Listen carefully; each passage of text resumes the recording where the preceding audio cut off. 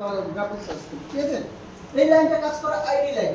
Identification মানে mobile CPU যেন বুঝতে পারে যে হ্যাঁ ডিসপ্লে লাগিয়েছে, কাকে গ্রাফিক্স দেবে, ছবিটা কাকে আসবে, ঠিক আছে। সেই লাইনটার নাম হচ্ছে আইডি লাইন, আইডেন্টিফিকেশন। 4 নম্বর 5 নম্বর হচ্ছে তোমার VIO 1.8 ভোল্ট, ভিরেজ 1.8 ভোল্ট। এই ভোল্টেজটা আছে ডাইরেক্ট ডিসপ্লে কানেক্টরে। কালকে দেখাছিলাম যে 1.8 ভোল্ট একটা আছে ডিসপ্লে কানেক্টর। এই লাইনটা ডাইরেক্ট আছে ডিসপ্লে কানেক্টরে, আসে কোথা থেকে? ডাইরেক্ট পাওয়ার আইসি থেকে। পিএম মানে পাওয়ার আইসি থেকে।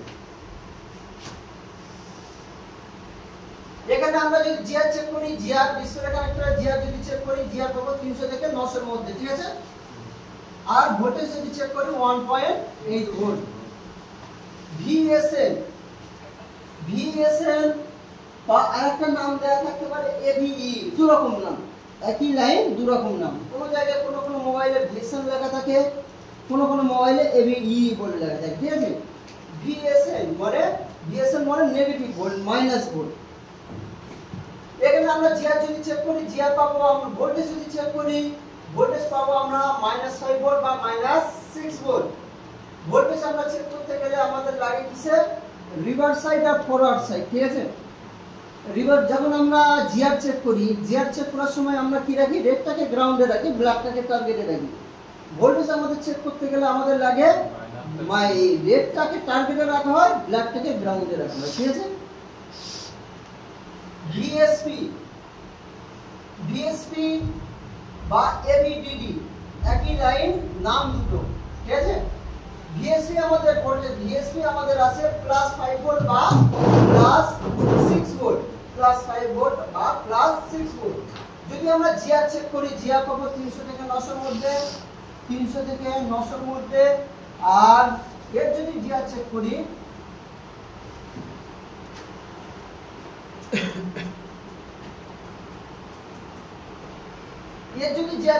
জিআর পাবো আমরা ওএল মানে লাইনটা মিসিং নয়। এর আবার রিভার্স সাইডে আমরা যদি চেক করি ওএল, ফরওয়ার্ড সাইডে আমরা যদি চেক করি, তখন আমরা জিআর পাবো 300 থেকে 900।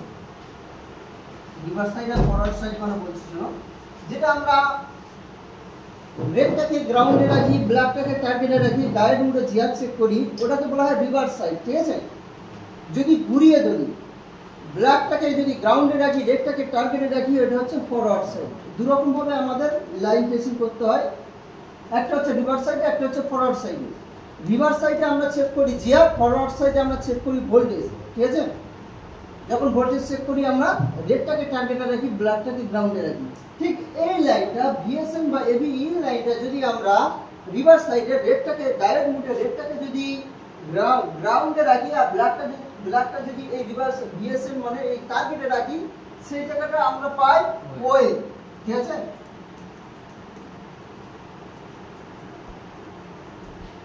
যদি এটা ঘুরিয়ে ধরি ফরওয়ার্ড সাইডে যদি চেক করি, ফরওয়ার্ড সাইডে আমরা জিআর পাই তখন 300 থেকে 900।